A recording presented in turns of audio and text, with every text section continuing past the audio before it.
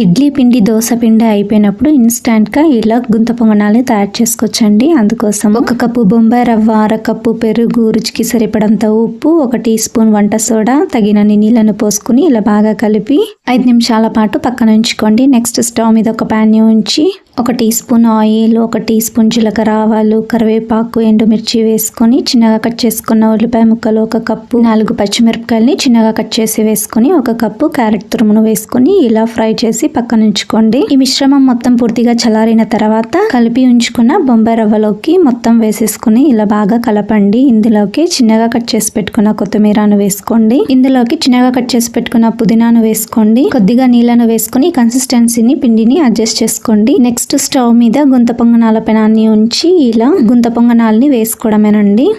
అంతే, ఎంతో రుచికరమైన ఇన్స్టంట్ బ్రేక్ఫాస్ట్ రెడీ అండి. ఇలాంటి మరెన్నో రెసిపీస్ కోసం నా ఛానల్ని సబ్స్క్రైబ్ చేసుకోండి.